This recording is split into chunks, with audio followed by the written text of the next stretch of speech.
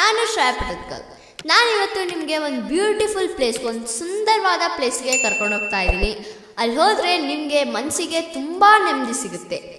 ಅದು ಯಾವ ಪ್ಲೇಸ್ ಅಂತೀರಾ?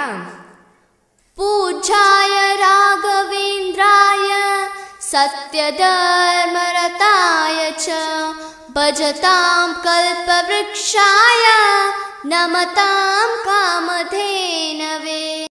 ತುಂಗಾ ನದಿಯ ತಟಿಯಲ್ಲಿರುವ ಪಾವನ ಭೂಮಿ, ನೋವ ಕಳೆದು ಮನತೃಪ್ತಿ ಕರುಣಿಸುವ ಮೂಲ ರಾಮನಿರುವ ಪರಮ ಪಾವನ ಗುರುವರ್ಯರಾದ ಕಾಮಧೇನು ಸ್ವರೂಪಿ ರಾಘವೇಂದ್ರ ರಾಯರು ನೆಲೆಯಾದ ಪುಣ್ಯಕ್ಷೇತ್ರ ಮಂತ್ರಾಲಯ. ಇಂಥ ಮಂತ್ರಾಲಯಕ್ಕೆ ಇವತ್ತು ನಮ್ಮ ಜರ್ನಿ ಸ್ಟಾರ್ಟ್ ಆಗಿದೆ. ಮೊದಲು ನಾವು ಬಾಗಲಕೋಟೆಯಿಂದ ಮಂತ್ರಾಲಯಕ್ಕೆ ಹೋಗೋಕೆ ಪ್ಲಾನ್ ಮಾಡಿದ್ವಿ. ಸೊ ಬಾಗಲಕೋಟೆಯಿಂದ ಮಂತ್ರಾಲಯಕ್ಕೆ ಹೋಗ್ಬೇಕಂದ್ರೆ ಸುಮಾರು 5 hours ಜರ್ನಿ ಆಗುತ್ತೆ. ಕಾರ್ ತಗೊಂಡು ಹೋದರೆ ನಿಮಗೆ 5 hours ಆಗುತ್ತೆ. ಸೊ ಇದು ಬಂದ್ಬಿಟ್ಟು ಕಿಲೋಮೀಟರ್ಸ್ ಬಂದ್ಬಿಟ್ಟು 237 ಕಿಲೋಮೀಟರ್ಸ್ ದೂರ ಇದೆ. ಸೊ ಇದು ಬಂದ್ಬಿಟ್ಟು ಆಂಧ್ರ ಪ್ರದೇಶದಲ್ಲಿ ಇದೆ ಅಲ್ಲ, ಇದು ರಾಯಚೂರು ಸಮೀಪ ಆಗುತ್ತೆ. ಸೊ ನಮ್ಮ ಕರ್ನಾಟಕದ ಬಾರ್ಡರ್ ಅಂತಲೇ ಹೇಳ್ಬೋದು. ಸೊ ನಾನು ರಾಯರ ಮಠಕ್ಕೆ ಹೋಗೋದು, ಮಂತ್ರಾಲಯಕ್ಕೆ ಹೋಗೋದು ಇದೇ ಫಸ್ಟ್ ಟೈಮ್ ಆಗಿತ್ತು. ಸೊ ನಾನಂತೂ ತುಂಬ ಎಕ್ಸೈಟ್ಮೆಂಟ್ನಲ್ಲಿ ಇದ್ದೆ. ಸೊ ಯಾವಾಗ ಹೋಗ್ತೀನೋ, ಯಾವಾಗ ಮಂತ್ರಾಲಯವನ್ನು ನೋಡ್ತೀನೋ ಅಂತ ಕಾಯ್ತಾ ಇದ್ದೆ.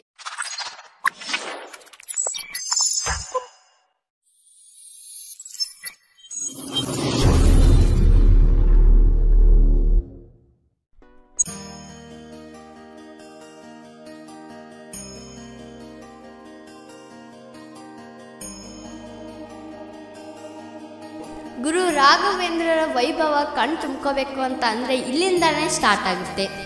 ಇದು ಮೇನ್ ಎಂಟ್ರೆನ್ಸು.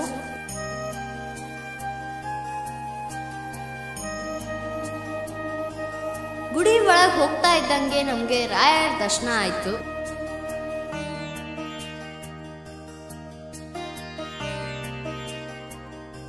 ಇದು ನೋಡಿ ರಾಘವೇಂದ್ರ ಸ್ವಾಮಿಯರ ಮಠದ ಹೊರಗಡೆಯ ನೋಟ.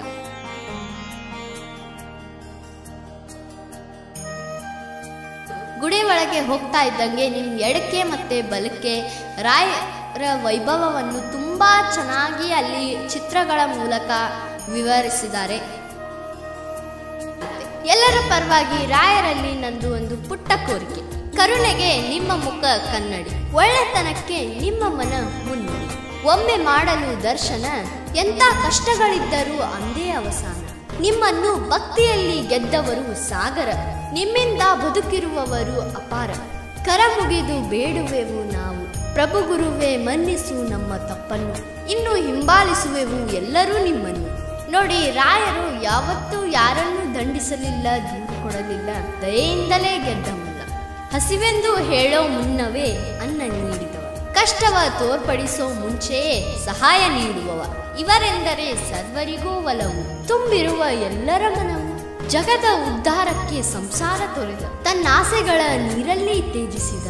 ಲೋಕ ಕಲ್ಯಾಣದ ಉಳಿವಿಗಾಗಿ ವಾಸುದೇವನ ನಾಮವೊಂದೇ ಬದುಕೆಂದು ಸಾರುತ್ತ, ಸಾಮಾನ್ಯವಾಗಿ ಪ್ರತಿಯೊಬ್ಬರಿಗೂ ಅವರು ಬಂದು.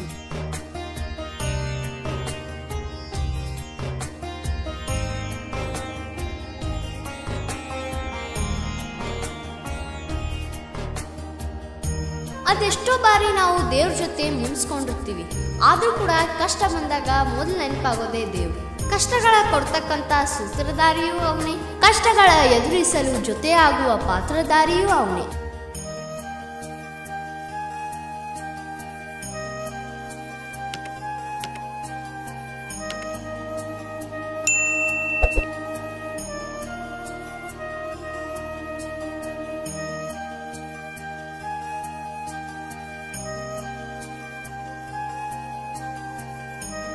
ಸೊ ನೀವು ಗುಡಿ ಒಳಗಡೆ ಬಂದ ತಕ್ಷಣವೇ ನಿಮಗೆ ಸಿಗೋದು ಗರ್ಭಗುಡಿ, ರಾಯರ ಸನ್ನಿಧಿ.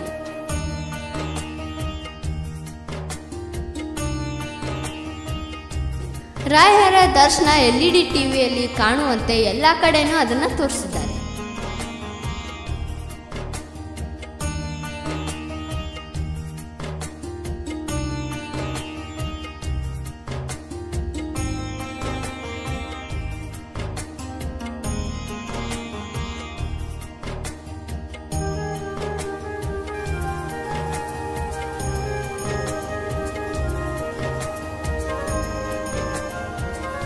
ರಾಘವೇಂದ್ರ ಸ್ವಾಮಿ ಅವರ ಬೆಳ್ಳಿಯ ಆಸನ,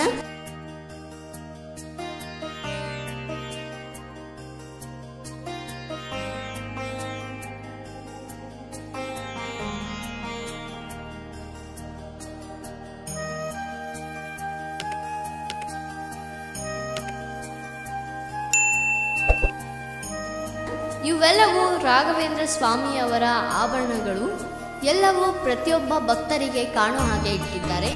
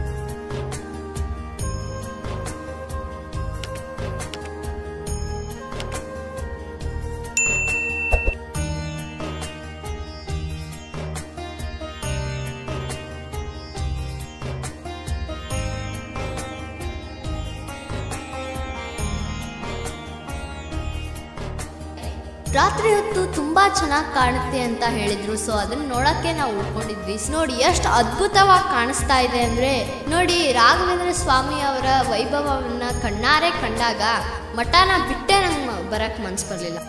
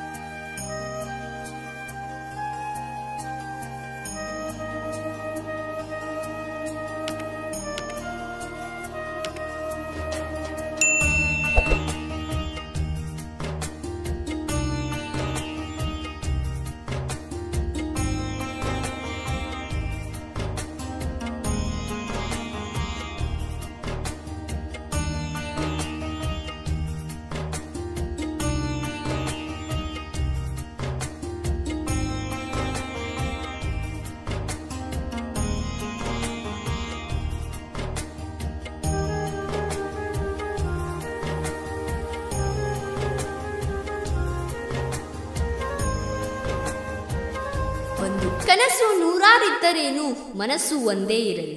ಯೋಚನೆ ಸಾವಿರಿದ್ದರೇನು, ಗುರಿ ಒಂದೇ ಇರಲಿ. ಸುಖ ದುಃಖ ಏನೇ ಇರಲಿ, ಮುಖದಲ್ಲಿ ಸದಾ ನಗು ತುಂಬಿರಲಿ. ರಾಯರ ಅನುಗ್ರಹ ಸದಾ ಇರಲಿ ಅಂತ ಹೇಳ್ತಾ ಈ ವಿಡಿಯೋನ ನಾನು ಇಲ್ಲಿಗೆ ಎಂಡ್ ಮಾಡ್ತಾ ಇದ್ದೀನಿ.